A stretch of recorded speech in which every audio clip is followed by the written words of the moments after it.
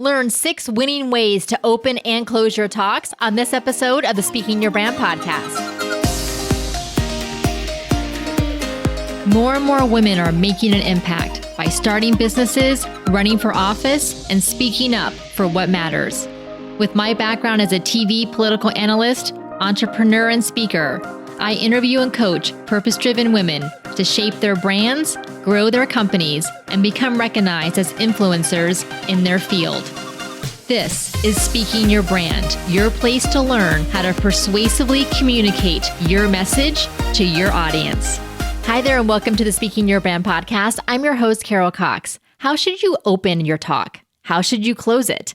When we work with our clients on their signature talks using our framework, we always make sure to have a strong opening and a strong closing. So often I see when I go to see speakers at conferences, in person, or even presentations online, where I feel like they're not quite sure how to open their talk. And then I feel like they rush the closing at the end. But there are definitely things that you can do and should be doing in your opening and in your closing. And we're going to talk about that today. In last week's episode, my guest, Katie Anderson, talked about the shift she's making from being an informational speaker in her keynotes to a transformational speaker by incorporating more stories. And one of the ways that Katie and I worked together on this for her new keynote was really making sure that she included storytelling in the opening of her talk. Make sure to go back and to listen to last week's episode if you haven't yet. When you're opening your talks, you want to make a good impression and you want to set the right tone for the audience. You may also be nervous. It is totally normal to have those butterflies, whether you want to call them excitement or nerves at the beginning. So feeling confident about how you're going to open your talk can make you feel so much better. And then at the end of your talk, you want to make sure that you're leaving your audience feeling both satisfied and wanting more from you. So in this episode, I'm going to share with you 6 different ways that you can open your talk. I'm going to go through examples of each way from my own talks and from some of our clients, so you can actually kind of see them or hear them in action. I'm also going to talk about how to choose which way to open your talk depending on the format of the event and the size of the audience, as well as what to do when you get to the event and you realize your planned opening just isn't going to work. And sometimes that happens. So what to do in that case. And we're going to talk about 6 ways to close your talk, including what not to do, which I have done in the past, which is why I'm going to share that with you. I want to make sure that you register for our free Summit Speakers Reunion that is happening live on Tuesday, June 21st. We are bringing together some of the speakers who spoke at our Brave, Bold, Beyond live virtual summits in 2020 and 2021. For that event, they created a 10-minute transformational, story-driven TED-style talk and then delivered it live. This event was absolutely incredible. Both times, attendees said it was the best event they have ever participated in, whether virtual or in person. And I truly believe it was because of these transformational talks that our speakers delivered. So we're bringing them back as a reunion to talk about what that process was like, including how delivering this kind of talk, transformational versus informational, helped them to see themselves as a different kind of speaker than they may have been used to. We're going to talk about how it felt to be vulnerable with their stories and any concerns they had, including whether they had any vulnerability hangovers afterwards, how the coaching they received from us helped them to create their talks, tips that they have for you all as speakers going out there and sharing your personal stories and integrating your personal stories into your talks, and of course, what they've been doing since they participated in our summits. This event is entirely free. It's happening live, coming up very soon on Tuesday, June 21st. You're not going to want to miss it. You can register by going to speakingyourbrand.com/reunion. Again, that's speakingyourbrand.com/reunion. Now, let's get on with the show. First, I'm going to give you the 6 ways that you can open your talk. Then we're going to talk about how to choose which way, depending on the format of the event and the size of the audience. And then I'm going to give you examples of each type. So here are the 6 ways that you can open your talk. Number 1, audience questions. So asking questions of the audience. Number 2, share a question you had. This is what I call a journey of discovery that kind of kicks off why you're talking about this particular topic, why this idea came to you. So number 2 is that journey of discovery, share a question you had. Number 3 is a surprising or counterintuitive statement. Number 4 is a cultural reference. Number 5 is a quote, and please make sure to quote a woman, because we're such big advocates of choosing women's voices, and that includes what quotes that we choose to use in our presentations, books, social media posts, etc. And then number 6 is opening with a personal story. So again, audience questions, journey of discovery, surprising or counterintuitive statement, cultural reference, a quote, and a personal story. So those are the 6 different ways to open your talk. And you may be wondering, well, why choose one versus the other? Why do an audience question versus this personal story versus a cultural reference versus journey of discovery, etc.? So it really depends on, number 1, just what the focus of your talk is. If the focus of your talk is mainly around your personal story and how it relates to your thought leadership message and your big idea, then starting with a personal story probably makes sense. If you're doing more of a conference breakout session where it is a little bit more of key takeaways or lessons that you're sharing, a little bit more tactical, then you may want to start with audience questions just to get a sense of the room for yourself, so you know what level the audience is at, but then also so that the other people in the room get a sense of who else is in there. If you are doing more of a keynote style, then you may start with that surprising or counterintuitive statement or a cultural reference. Also, it could depend on the size of the audience. If you're in a smaller, more intimate setting, I like to start with audience questions kind of to warm up the room. If you're on a big stage delivering a keynote to say 500, 1,000, 2,000 people, then you're probably going to start much more deliberately with the opening of your personal story or that surprising or counterintuitive statement, or maybe even a cultural reference. So I would like to play with the opening. I may give a version of a talk to different types of events, different types of audiences, different sizes of audience, and I'll change the opening based on what that event is and the size of that audience, and just kind of feeling the pulse of what is going on at the particular event and at the audience. I may have thought initially that I would open the talk with, say, a personal story, and then I get there and I find, oh, the audience kind of needs to be warmed up a little bit. Maybe they've been sitting for a long time, or they just came in from a different session, so maybe they're a little bit restless, or they need to kind of get focused back. So then I'll ask some audience questions instead. So that is a little bit more of an advanced speaker, knowing kind of what to do with your opening. If you're in the beginner or intermediate stages, then knowing how you want to open and sticking to that may make you feel the most confident, and like I said in the introduction, help to settle some of those nerves. I also find that if I am feeling a little bit more nervous or excited, then I will start with some audience questions, because that allows me to kind of get into my groove, kind of feel into the audience by asking them some questions and getting some responses initially. And then I can kind of go into the rest of my talk. So that can be really useful as well. Knowing how to open your talk, definitely plan it in advance, but knowing that you may need to adjust it at the event, just kind of based on what is going on. So say you're at a conference and something really impactful happened, like maybe even something really positive, you may want to reference that at the beginning of your talk. Also, there could be something that happened, maybe that's not so positive. It could be something that happened in the news, or even something that happened at that event or that conference that would be odd if you didn't reference it, if you didn't mention it. It would kind of feel like there's this thing going on, and not to address it would just feel really weird. And so this happened not that long ago when there was that very, very heartbreaking school shooting in Uvalde, Texas, where those 19 children and 2 teachers died. And the day after that happened, we had our group call for our Catalyst program, which is our program for advanced speakers. So once you graduate from our Thought Leader Academy, then you're eligible to work with us in Catalyst. And the original topic for that call was going to be how to keep your keynotes on trend so that you remain highly marketable as a speaker and you're providing relevant content to your audiences. But before we got into that discussion, we talked about what we would do if we had a speaking engagement and news like this had just happened. Would you deliver your presentation without mentioning anything at all?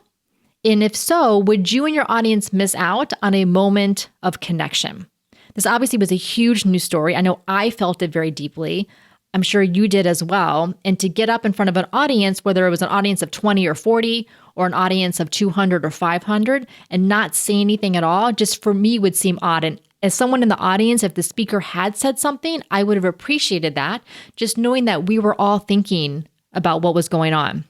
And so by saying something, you would create this moment of connection and understanding with your audience. And you may wonder, well, I don't know what to say, or what if I say the wrong thing?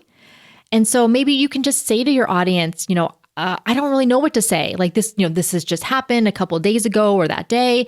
And, it feels so raw. And so I just want to take a moment here to acknowledge what's going on and to let you know that just whatever it is, like we're here for you. And if there's a way to tie it into your topic, you can do that. And if not, you can just say that and then just continue. But I just feel like as speakers, we are leaders, and it's our job to address what's going on with our audiences and the wider world and to help them where they are.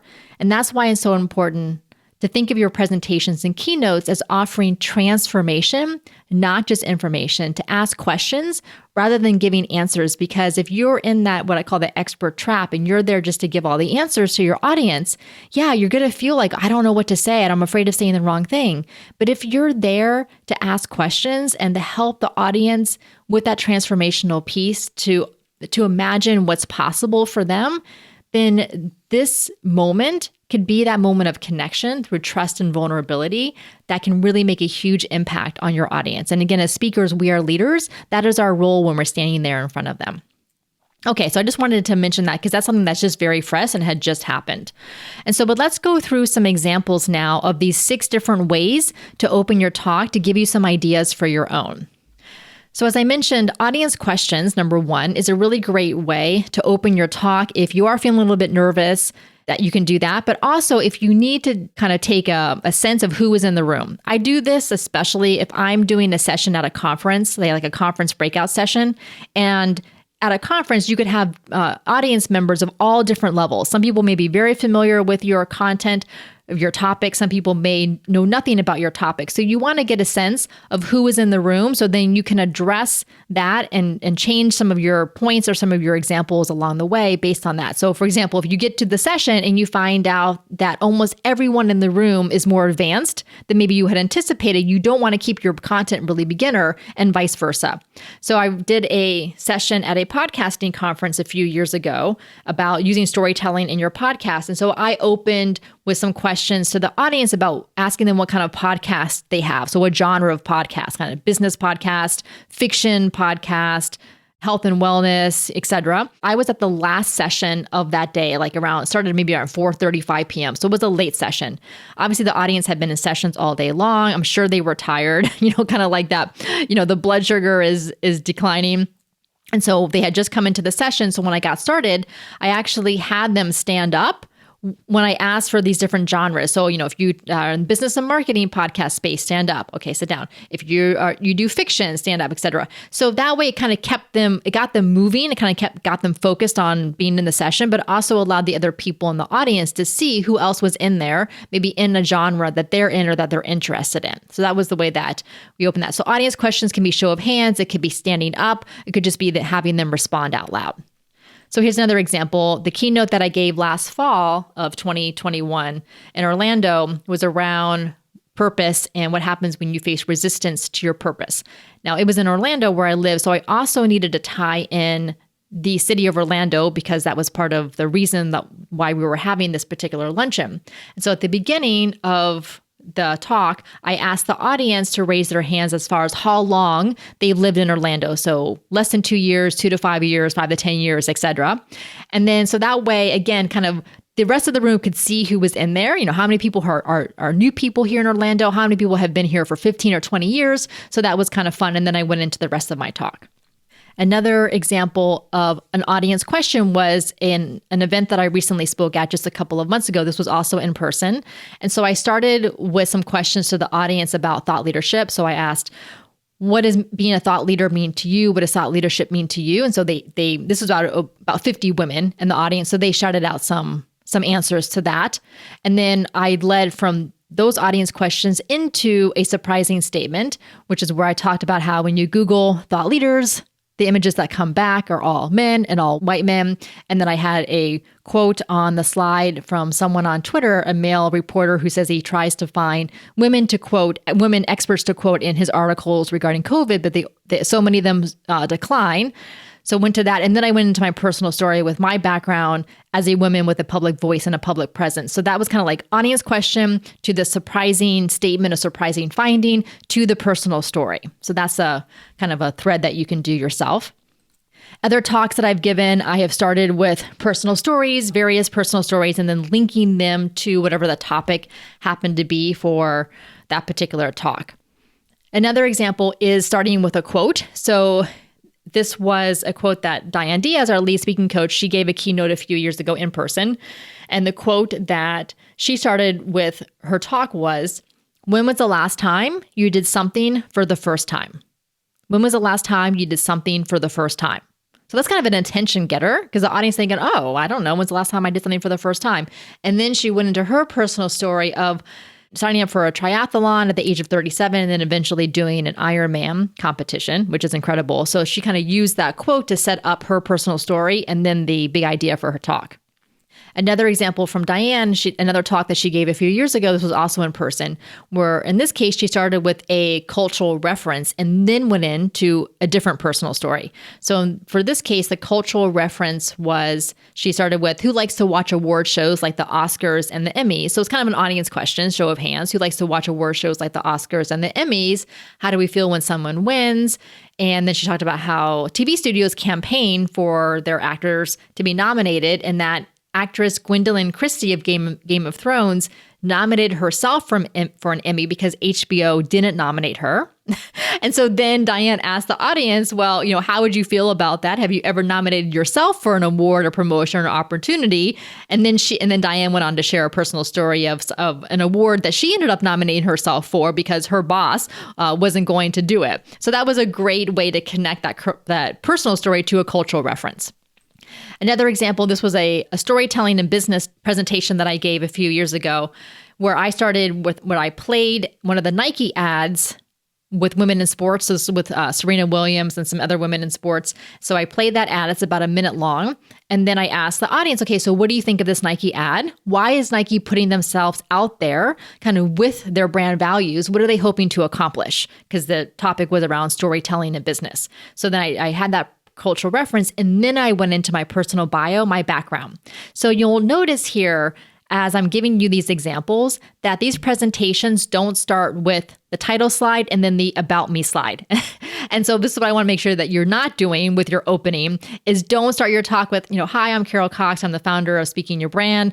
And I do this. And I've been a serial entrepreneur for 20 years and et cetera, et cetera. Because frankly, your audience hasn't bought into you yet. You need to capture their attention. You need to have something where they're relating to you with the topic that you're going to be talking about. And then you bring in your personal bio. So this is what we do with our signature talk canvas framework, our Act 1, Act 2, Act 3s. We have these different sections set up so that you're opening really strong and then integrating your personal bio and credibility into Act 1.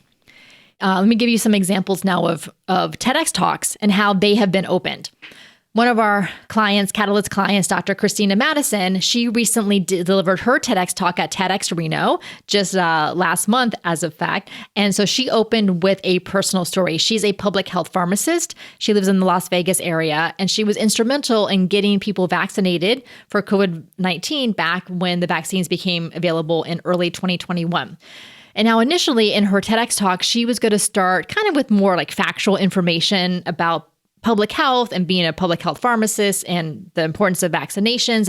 And the premise of her talk was that the messenger is just as important, if not more important than the message itself, especially when it comes to public health. And we need to make sure we have messengers that look like the community that they're working in. And when Christina and I worked on the script for her talk, I recommended that she start with a story, because she had the story in her talk, but it was further down in the talk. And I said, let's start your talk with the story, because that's going to bring people in. So she starts with, I remember a day in early 2021 when I met a lovely elderly woman in her 90s who was brought to a community center in a predominantly African-American community in Las Vegas. I'll call her Mildred. So she gave her a name, and then she goes through, the scene of her Mildred waiting in line with her granddaughter for the vaccine and kind of the dialogue that they exchanged. So she really set the stage with that story. And then she went into her idea about her as the messenger being so incredibly important to help people get vaccinated and for people making decisions regarding their health. So that was a great example of opening with a personal story. Another example is one of our Thought Leader Academy graduates, Tanya Golash-Boza. She delivered a TEDx talk in early 2021, and she started with some audience questions, obviously rhetorical, because the audience wasn't going to talk back at a TEDx talk, but some audience questions, and then that led into her personal story. And her talk was called How to Kill a Neighborhood and Make a Profit. It's about how disinvestment in Black neighborhoods led to gentrification later on.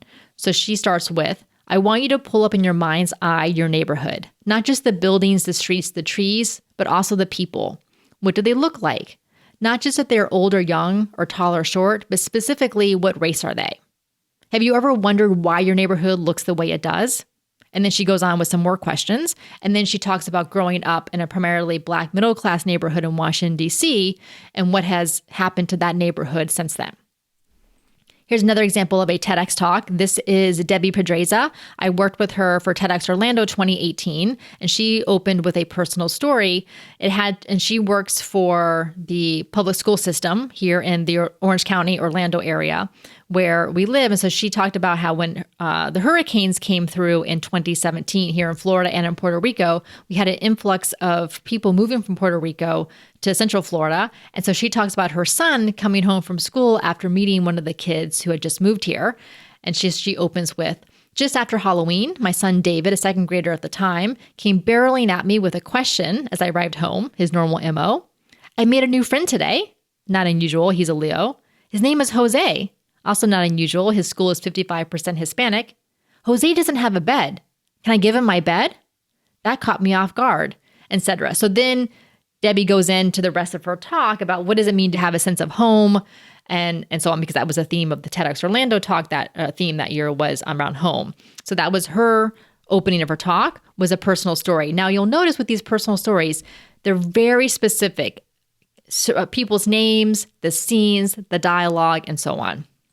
Here's an example of a surprising or counterintuitive statement opening. This was my TEDx talk that I gave in 2016, right before the presidential election.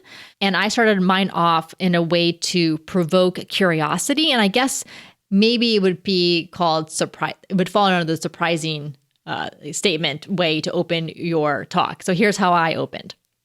Her voice is so grating. I wish she wouldn't yell so much. She needs to smile more. She's too ambitious. She's a man-eater. I want a woman president, but why did it have to be her? Ugh, Hillary. Sound familiar?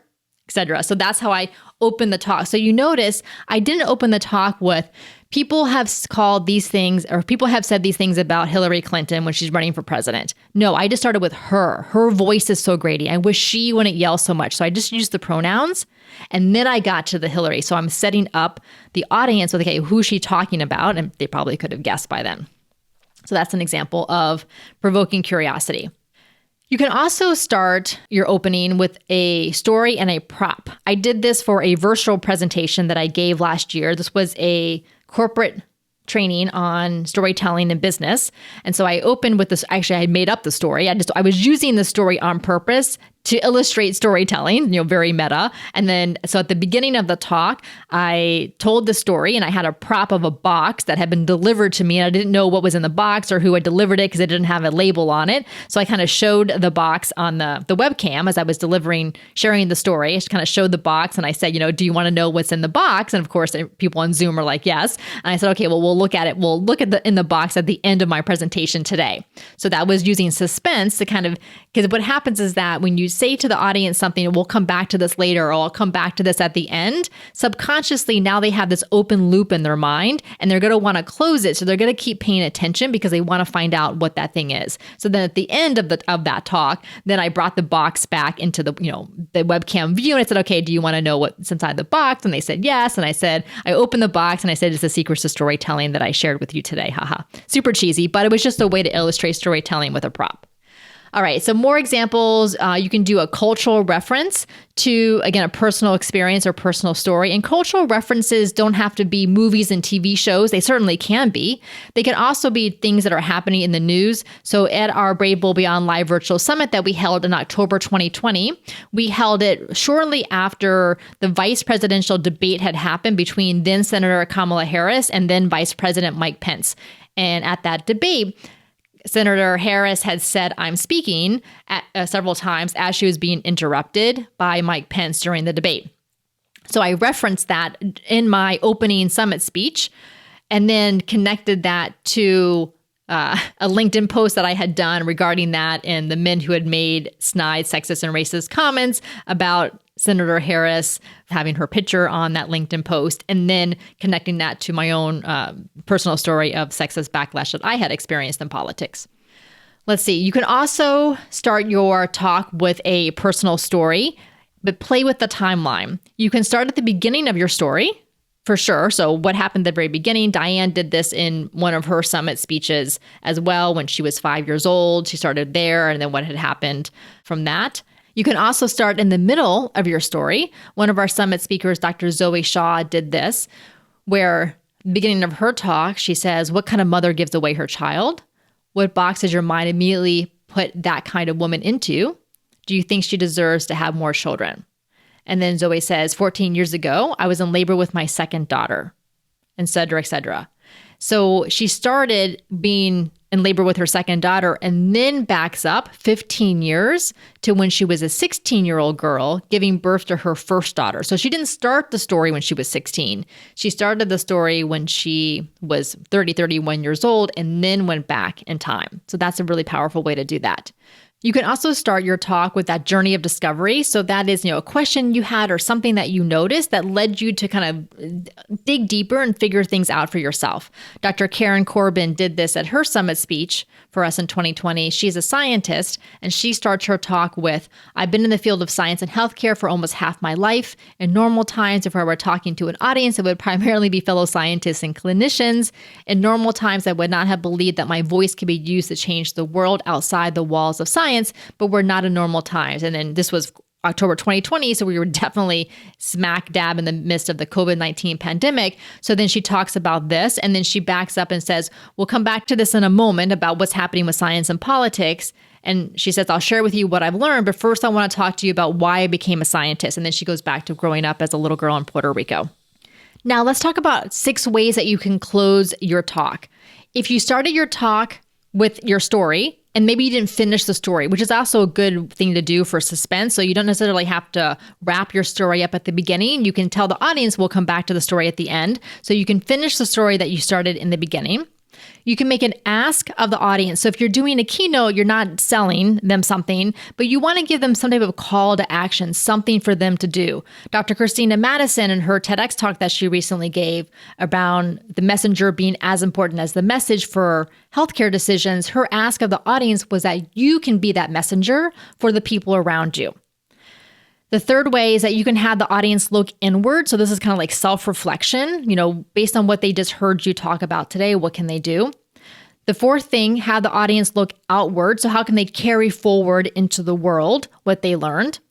You can also leave them with kind of like an inspirational, motivational closing, something like, I believe in you, we need you to do X, Y, Z. Now, a lot of times these 6 ways are kind of all kind of combined together. I usually will combine them together as well because you kind of want to hit these different points. And then, so kind of like that inspirational, motivational, I believe in you, we need you, like here's the ask of the audience, here's how you can carry forward this into the world. If you are doing a sales presentation, whether in person or virtual, you definitely want to make that ask of the audience, whatever your offer is, whatever your call to action is.